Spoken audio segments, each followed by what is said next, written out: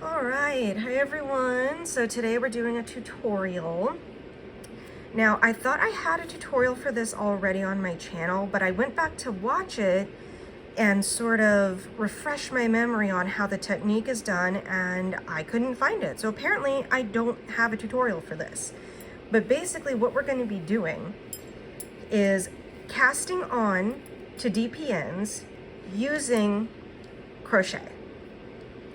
Now, I know what some of you might be thinking. You might be thinking I'm just gonna do the crochet cast on, but that's not it. We're gonna be using the magic ring, not the magic loop, the magic ring, which is different, to cast on a nice tight circle here.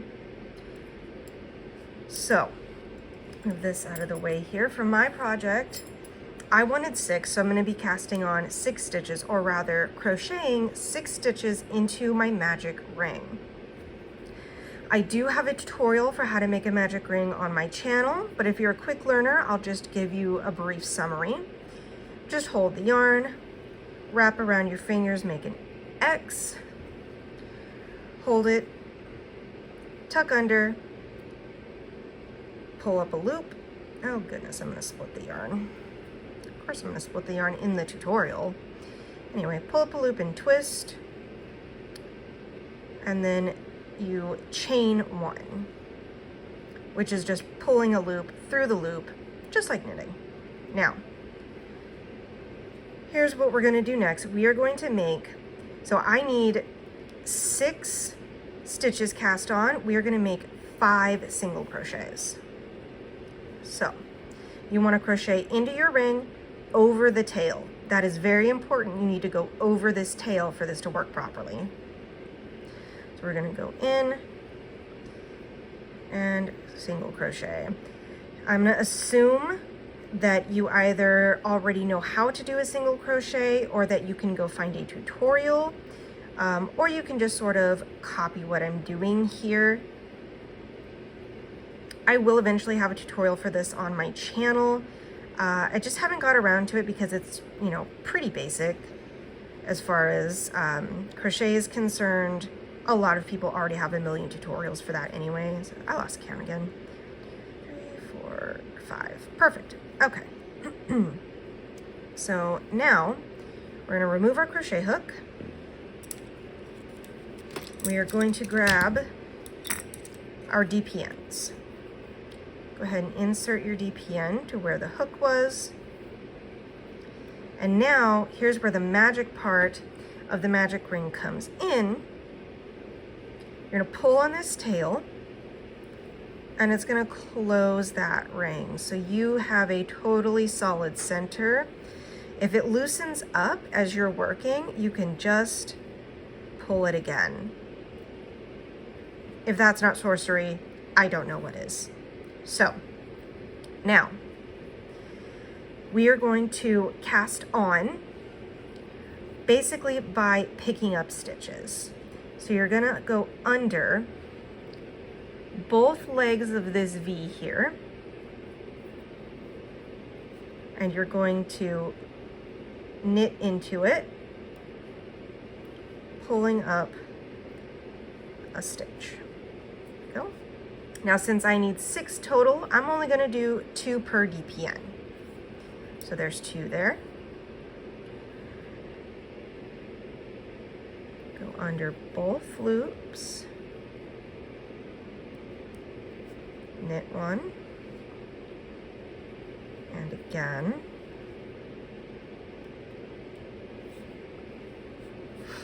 There's 2 more.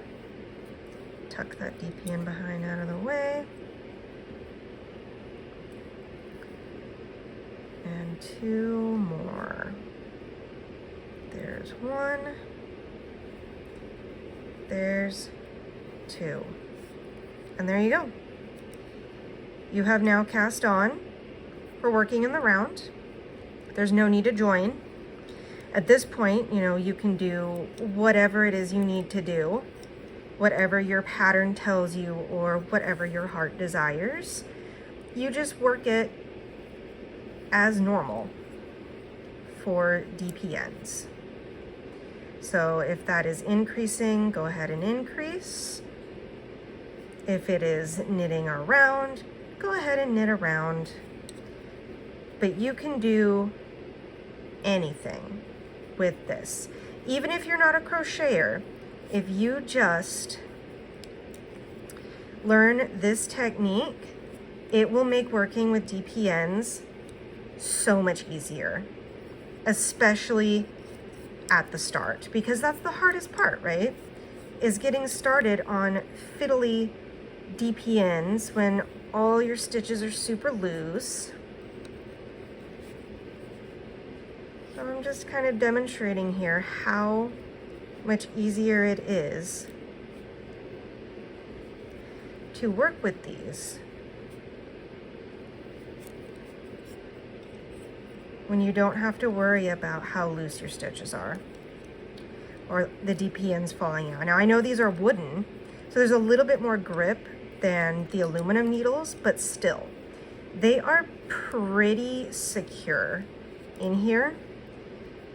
I am not worried at all about these falling apart the way I am when I start working with without using the magic ring. So there you go. There is a little bit of a dimple here, but that typically blocks out or is not super noticeable. It just kind of depends. So if you want to work with the right side, the side you're looking at here, then you might have a little bit of a dimple on the bottom.